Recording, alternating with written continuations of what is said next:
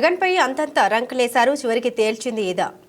మాజీ ముఖ్యమంత్రి జగన్మోహన్ రెడ్డి ఆయన చెల్లెలు వైఎస్ షర్మిల మధ్య ఆస్తుల వివాదం బయటపడి కొన్ని నెలలుగా వార్తల్లో నలుగుతుంది. సరస్వతి పవర్ ఇండస్ట్రీస్ లో తల్లికి గిఫ్ట్ డీడ్ కింద రాసిచ్చిన షేర్లు అడ్డదారులో వారు విక్రయిస్తున్నందువల్ల వాటిని తనకు తిరిగి ఇప్పించాలని కోరుతూ జగన్ ట్రిబ్యునల్ ఆశ్రయించినప్పటి నుండి వివాదం చాలా ముదిరింది.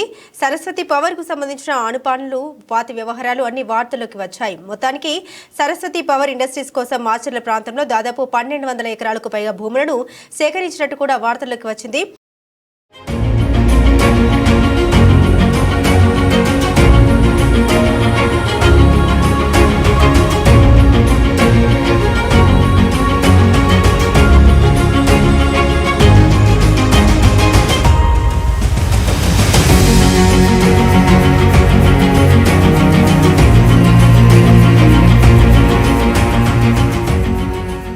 ఏపీ డిప్యూటీ ముఖ్యమంత్రి పవన్ కళ్యాణ్ ఒక్కసారిగా రంగంలోకి దిగారు. ఈ భూముల కొనుగోలు వ్యవహారం వైఎస్ రాజశేఖర రెడ్డి ముఖ్యమంత్రిగా ఉన్న పీరియడ్లో సాగింది కావడంతో ఆ కొనుగోళ్ల నిండా అక్రమాలే ఉంటాయని ఆయన తలపోశారు.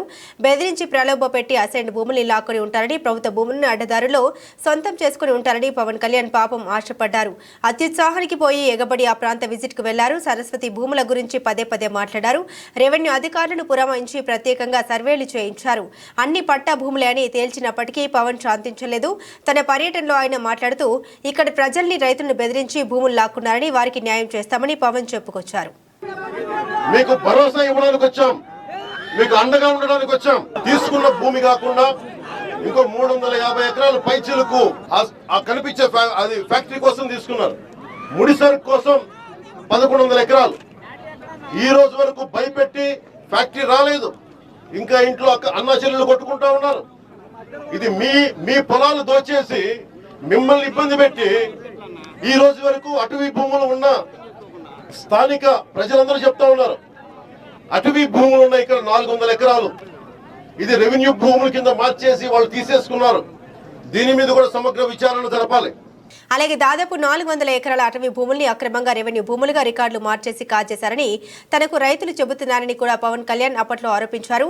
నిజానికి ప్రభుత్వంలో డిప్యూటీ ముఖ్యమంత్రి స్థాయిలో ఉన్న నాయకుడు అటవీ భూములను రెవెన్యూ భూములుగా అడ్డదారిలో మార్చడం జరిగింది ఉంటే దానికి సంబంధించి రికార్డును శోధింపజేసి ఎప్పుడు ఏం జరిగిందో సాధికారికంగా మాట్లాడకుండా రైతులు చెప్పారంటూ మాట్లాడడమే కామెడీగా మారిందన్నారు.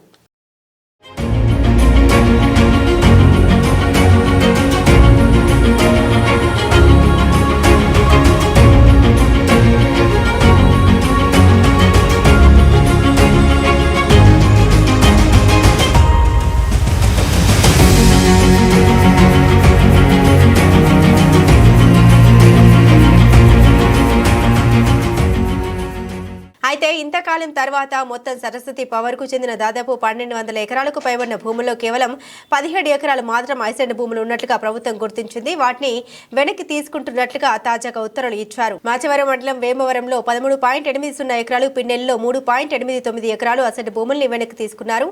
ఈ ఉత్తర్వులతో జగన్ పేదల నుండి కాజేశారని, అటవీ భూములు ఉన్నాయని చేసిన ఆరోపణలన్నీ అసత్యాలని తేలిపోయినట్టే. జగన్ తన పరిశ్రమ కోసం పక్కగా పట్టభూములు మాత్రమే కొన్నట్టుగా ప్రభుత్వమే ధృవీకరించినట్లయింది.